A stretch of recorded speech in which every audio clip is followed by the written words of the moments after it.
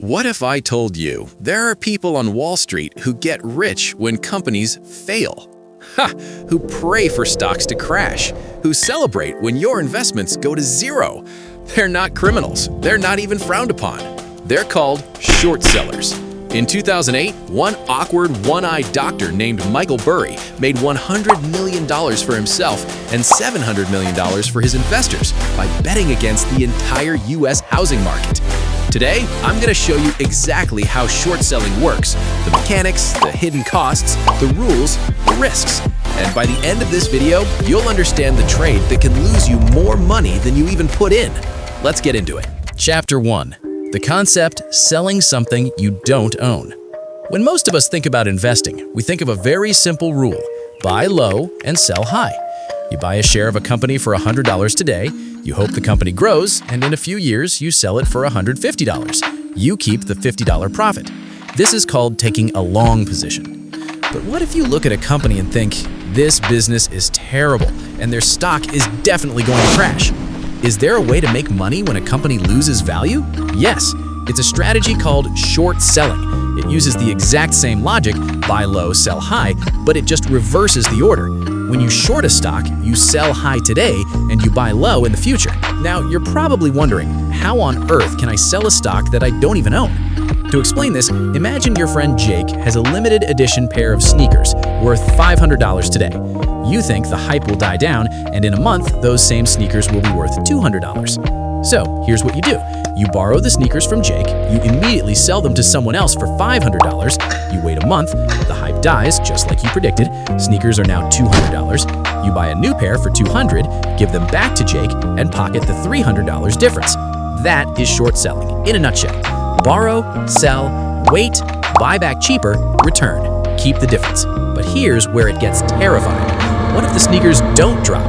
What if Kanye tweets about them and suddenly everyone wants a pair? Now they're worth $2,000. You still have to buy them back because you borrowed Jake's pair and you owe him a pair. So you buy at $2,000 after selling at $500. Oof, you just lost $1,500 on a $500 position. This is the fundamental difference between normal investing and short selling. Normal investing, you buy a $500 stock. Worst case, it goes to zero. You lose $500. That's it. Loss is capped.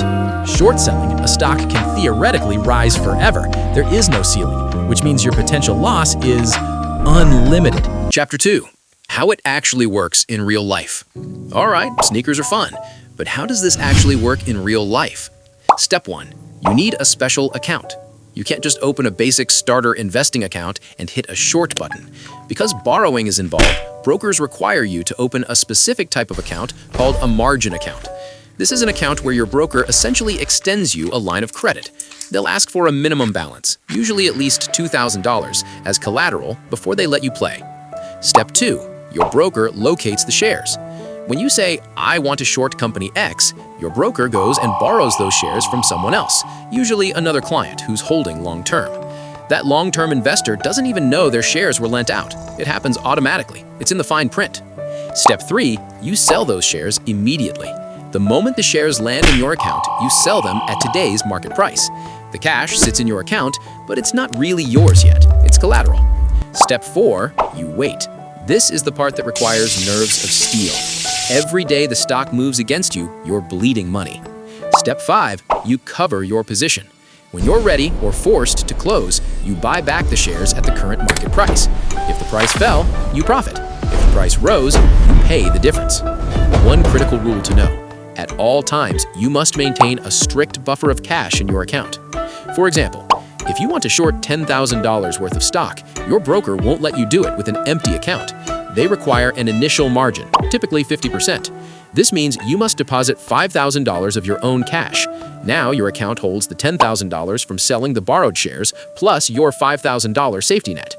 But what if you are wrong and the stock price starts going up? If the stock price rises to $13,000, it now costs $13,000 to buy those shares back. Your $5,000 safety net just shrank to $2,000. Brokers have a strict red line called the maintenance margin. If your safety net drops below that line, margin call. Your broker contacts you and says, deposit more cash immediately or we will forcibly close your position at a loss. In the financial industry, this brutal reality is called a forced liquidation or a buy-in. The broker will never let you lose their money, only yours. Michael Burry had shorted $1.3 billion worth of mortgage bonds by 2006. When the market didn't immediately crash, his investors got margin call anxiety. They demanded their money back. Burry was so convinced he was right, he actually froze withdrawals and forced everyone to stay in. Imagine your fund manager locking your money and saying, "Trust me." That's how high stakes this game gets. Chapter 3. The Hidden Costs. But here's the dirty secret of short selling. While you're waiting for a company to crash, the trade is quietly bleeding you dry. Shorting a stock comes with unique expenses that standard investors never have to worry about. Hidden cost number 1, stock borrowing fee. Remember, you're borrowing shares. The lender charges you an interest rate for that privilege. For popular, easy-to-borrow stocks, big companies, Apple, Microsoft, this fee is tiny, maybe 0.5% a year.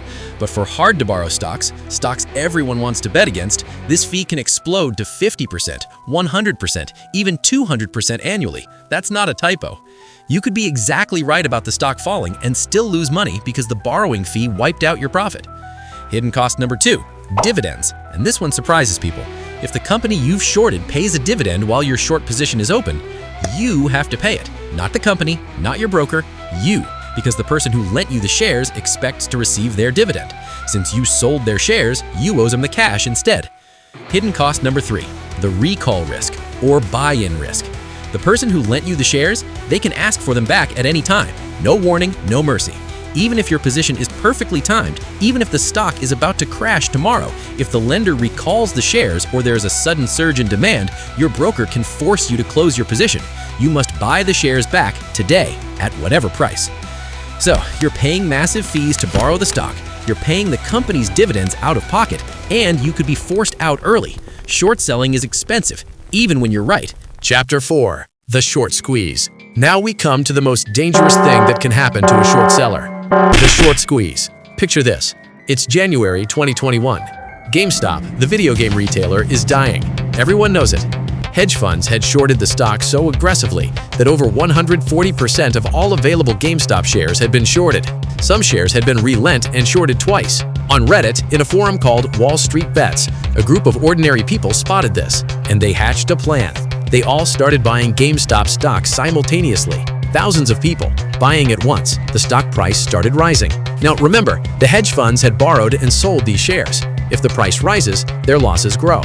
At some point, the pain becomes unbearable, and they have to buy the shares back to close their position. But when they buy back, the price rises even more, which forces other short sellers to buy back, which pushes the price up further. This is a short squeeze, a death spiral where the exact people betting that a stock will crash accidentally cause it to skyrocket. GameStop went from $20 to $483 in 2 weeks. Hedge fund Melvin Capital lost billions of dollars. A 34-year-old guy called Keith Gill, username Roaring Kitty, turned $53,000 into $48 million from his basement. The U.S. Senate held emergency hearings. And here's what nobody tells you about shorting a company. When you short a company, the company knows you exist, and they are actively trying to prove you wrong. Every earnings beat, every new product launch, every positive news story. Normal investors benefit from good news. Short sellers are destroyed by it. You are betting against an entire organization of people who wake up every morning motivated to make you lose money. Chapter 5. Long versus short. Okay, let's do a quick comparison. Normal investing versus short selling.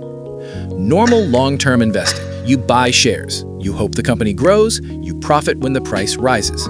Maximum loss, 100% of what you put in. Stock goes to zero, you lose your investment. Short selling. You borrow and sell shares. You profit when the price falls. Maximum loss, unlimited. Stock can always go higher. Time works against you. Fees, interest, and dividends bleed you daily. So why does anyone do it? Why do serious investors even bother with this? 1, you can profit in a falling market. While everyone else loses, short sellers can win. 2, it's used to hedge. If you own $100,000 of Apple stock and you're nervous about a market crash, you can short an index fund as insurance. If everything falls, your short profits offset your long losses. 3, short sellers are actually market watchdogs. Enron, WorldCom, some of the biggest corporate frauds in history were exposed first by short sellers who dug into the numbers and said, "This doesn't add up." Short sellers lose money if the company succeeds, so they're highly motivated to find the truth. But the disadvantages are real and brutal. In fact, the strategy can be so destructive that the government actually steps in to put speed limits on it. It's called the Alternative Uptick Rule. In the US, if a stock suddenly crashes more than 10% in a single day, a circuit breaker kicks in. From that exact moment, you are legally not allowed to short that stock, unless the price ticks upwards from the previous trade. This prevents mobs of short sellers from piling on and artificially driving a vulnerable company into the ground in a single afternoon. Most people who try this as a quick win get destroyed. It's insurance, not a lottery ticket. Most professional traders use short selling as one tool among many, not as their entire strategy. If you're a beginner, understand it first. Paper trade it. Only risk money you can genuinely afford to lose entirely. Short selling isn't evil, it's a tool. For most of us, simply buying good companies and holding them is a much safer, cheaper way to build wealth. What do you think? Does short selling seem like a risk worth taking, or is it better left to the professionals? Let me know in the comments below. If this was useful, subscribe, and check out my video on how a tiny island with a swamp became richer than the United States. I'll see you in the next one.